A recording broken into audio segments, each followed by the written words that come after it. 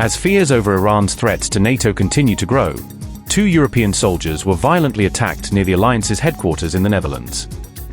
Witnesses said the masked attackers screamed "We hate NATO" before physically assaulting German soldiers outside the Brunssum base. The shocking attack has reignited fears that Europe remains heavily dependent on the United States as Russian and Iranian threats intensify across the continent. Shockwaves have hit NATO's European command after 2 German soldiers were attacked in the Netherlands near a major alliance facility. The attack reportedly took place outside NATO's operational headquarters in Brunssum on May 11th, according to RT reports. Masked assailants allegedly shouted anti-NATO slogans before launching the attack on the German military personnel. Reports said the 2 German officers were dressed in civilian clothes during the incident near a wooded area outside the base. German authorities confirmed that both soldiers suffered minor injuries and are currently in stable condition after the assault. Berlin has described the incident as security-related amid growing tensions surrounding NATO operations across Europe. According to reports, the attackers repeatedly yelled phrases including "We hate NATO," while targeting the officers verbally and physically. One of the officers reportedly told investigators that nearly 10 men surrounded him and demanded money before the violence escalated. No arrests have been made so far, while Dutch military police continue investigating the identities and motives of the attackers. The incident comes as NATO remains on heightened security alert following the US-Israel war against Iran and fears of wider instability. The attack also followed fresh warnings issued by Iran toward NATO, just hours before the high-profile Trump 11 meeting in Beijing.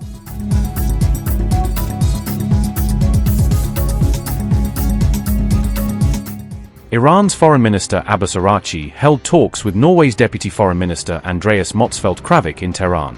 During the meeting, Araghchi said that the United States' lack of good faith is the biggest hurdle in the ongoing peace talks.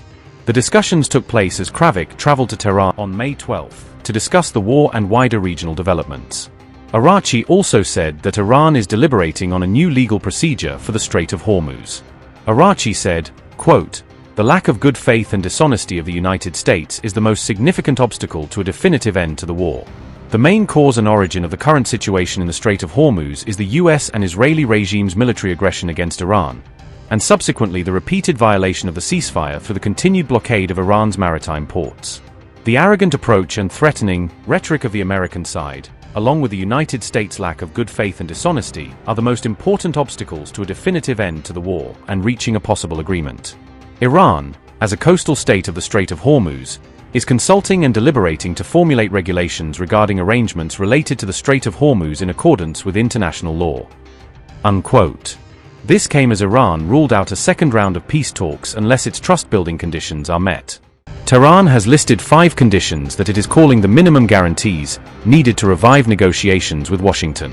Fars news agency reported the conditions on May 12, citing what it described as an informed source. Fars news agency citing a source said, and I quote, "Iran's conditions include ending the war on all fronts, especially Lebanon, lifting sanctions, releasing frozen Iranian assets, compensating for war damage and recognizing Iran's sovereignty rights over the Strait of Hormuz."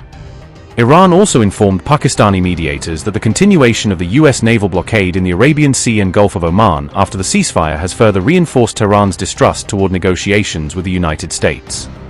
Unquote. Iran appears to believe that renewed talks cannot move forward unless those conditions are implemented in practical terms. Fars also framed the issue as a US effort to secure at the negotiating table what it failed to achieve during the war.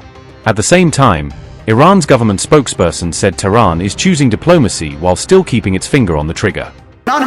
Also, we are waiting with our finger on the trigger, God willing, for our negotiating atmosphere.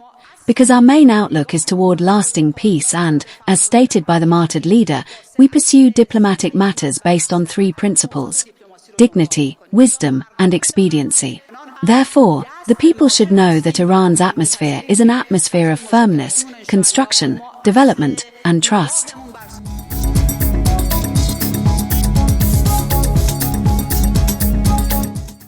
The Pentagon said the withdrawal is expected to be completed over the next 6 to 12 months, as units are redeployed or returned to the United States.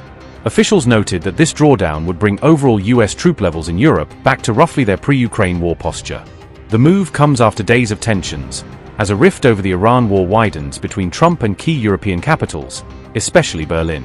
A senior Pentagon official told reporters that recent German rhetoric on the Iran conflict had been inappropriate and unhelpful for alliance cohesion. The president is rightly reacting to these counterproductive remarks, the official added, directly linking the decision to the political spat. Trump had already threatened earlier in the week to pull forces after sparring with German Chancellor Friedrich Merz, who said Iran was humiliating Washington over the war.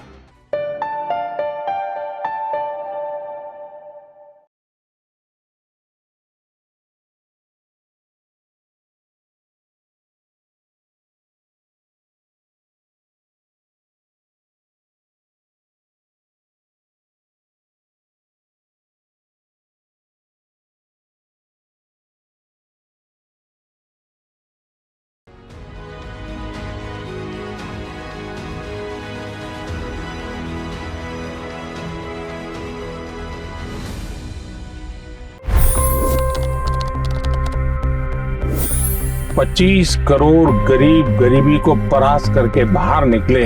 For the good of our nation, let's work together and let's truly make America great again. The fastest news breaks. Requested PM saying that we will have to speak to Putin and to Zelensky.